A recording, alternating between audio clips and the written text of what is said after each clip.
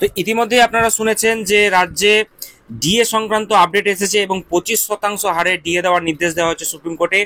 এটাকে কেন্দ্র করে এবার রাজ্যের যে আইনজীবী রয়েছেন তাদেরকে কিন্তু বলতে দেখা যাচ্ছে যে এটা তো সবে শুরু, 100% ডিএ আদায় করে ছাড়বো এমন কথা বলতে কিন্তু শোনা যাচ্ছে আইনজীবীদের মুখে। এবং বিস্তারিতভাবে কি আপডেট চলুন আমরা এই ভিডিওর মাধ্যমে জানার চেষ্টা করবো। আপনাদের সকলকে অনুরোধ ভিডিওটি প্রথম থেকে শেষ পর্যন্ত দেখুন এবং ভালো লাগলে অবশ্যই একটি লাইক করে দিতে কিন্তু ভুলবেন। তার আগে বলি বন্ধুরা, আপনারা যারা আমাদের চ্যানেলের সাথে যুক্ত আছেন তারা জানেনই এই চ্যানেলের প্রত্যেকটা ভিডিও কিন্তু দরকারি, তাই কেউ এখনো যদি আমাদের চ্যানেলটা সাবস্ক্রাইব করে না থাকেন তাহলে অবশ্যই আমাদের চ্যানেলটা সাবস্ক্রাইব করতে ভুলবেন না এবং পাশে থাকা বেল আইকনটি ক্লিক করে দেবেন যাতে নতুন আপডেট আসলে আপনার ফোনে পৌঁছে দিতে পারে। আমরা এই চ্যানেলে কিন্তু প্রত্যেকদিন নতুন নতুন লেটেস্ট আপডেট নিয়ে আসছি সরকারি এবং চাকরি রিলেটেড, তো তার জন্য অবশ্যই আমাদের চ্যানেলটা সাবস্ক্রাইব করে দেবেন এবং পাশে থাকা বেল আইকনটি ক্লিক করে অল নোটিফিকেশন করে দেবেন। ইতিমধ্যেই আপনারা দেখেছেন যে 25% ডিএ বাড়ানোর নির্দেশ কিন্তু দিয়েছে সুপ্রিম কোর্ট।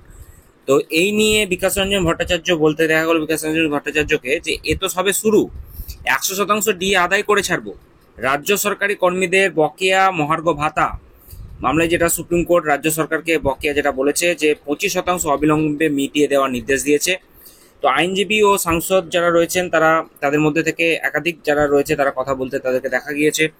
তো শুরু করা যাক প্রথমে বিকাশ রঞ্জন ভট্টাচার্যকে দিয়ে, তিনি কি বলেছেন এই রায়কে কেন্দ্র করে। তো এই রায়কে তিনি শুরু উল্লেখ করে বলেছেন যে তারা 100% ডিএ আদায় করে কিন্তু ছাড়বেন। শুক্রবার সুপ্রিম কোর্টে ডিএ মামলা শুনানিতে বিচারপতি সঞ্জয় ক্যারল এবং বিচারপতি সন্দীপ মেহতার বেঞ্চ রাজ্যকে আগামী 4 সপ্তাহের মধ্যে 25% বকেয়া ডিএ মেটানোর নির্দেশ দিয়েছে। তো এ প্রসঙ্গে রাজ্যের যিনি রয়েছেন চন্দ্রিমা ভট্টাচার্য, তিনি কিন্তু বলতে তাকে দেখা গেছে যে অর্ডার কপি হাতে পাওয়ার পর কিন্তু আমরা বিবেচনা করে দিকটি দেখব।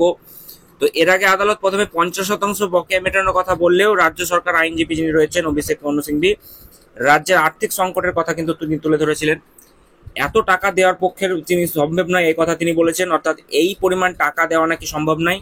তবে রাজ্যে একাধিক মেলা খেলা এ সমস্ত অনুদান এগুলো দিতে তাদের নাকি টাকা রয়েছে, কিন্তু যে সমস্ত কর্মচারীরা এতদিন ধরে আন্দোলন করে চলেছেন 2015 সাল থেকে আপনারা দেখেছেন দীর্ঘদিন ধরে যে আন্দোলন, সেই আন্দোলনের কথা তাদের কিন্তু মাথায় রাখছে না তারা। তো এরপর আদালত 25% বকেয়া দ্রুত মিটিয়ে দেওয়ার নির্দেশ দিয়েছে। মামলার চূড়ান্ত শুনানি আগামী জুলাই মাস বা আগস্ট মাসে কিন্তু বলা হচ্ছে যেটা জানা যাচ্ছে। তো সুপ্রিম কোর্টের এই নির্দেশের পর তৎক্ষণাৎ প্রতিক্রিয়া কিন্তু আইনজীবী যিনি রয়েছেন সরকারি কর্মীদের অন্যতম প্রতিনিধি বিকাশ রঞ্জন ভট্টাচার্যের সংবাদদাতাকে বলেন যে এ তো সবে শুরু, আমরা এই 100% ডিএ আদায় করে ছাড়বো। তিনি আরো বলেন রাজ্য সরকারের যাবতীয় আবেদন আদালত খারিজ করে দিয়েছে এবং রাজ্য সরকারের কাছে এই মামলায় কোনো আইনি যুক্তি নেই। অন্যদিকে সুপ্রিম কোর্টের রায়ে প্রকাশ্যে আসার পর থেকেই শহীদ মিনারে ডিএ আন্দোলনরত সংগ্রামী যৌথ মঞ্চের সদস্য যারা রয়েছে তারা কিন্তু বলছেন যে এই নৈতিক জয়, এই কথা তিনি বলছেন তারা।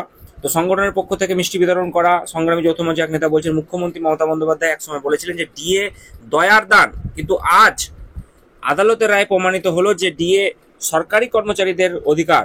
তিনি আরো বলেন যে কর্মচারীরা তাদের শ্রম ও মেধার বিনিময়ে ডিএ পান, তারা কারোর মতো চুরি করেন না। সুপ্রিম কোর্টের এই অন্তর্বর্তী নির্দেশে আমরা দেখলাম যে রাজ্য সরকারের অন্য একটি কিন্তু বড় ধাক্কা খেতে কিন্তু দেখা গেল। তো সরকারি কর্মীদের দীর্ঘদিনের আন্দোলনের এই একটি উল্লেখযোগ্য সাফল্য হিসেবে বিবেচিত হচ্ছে।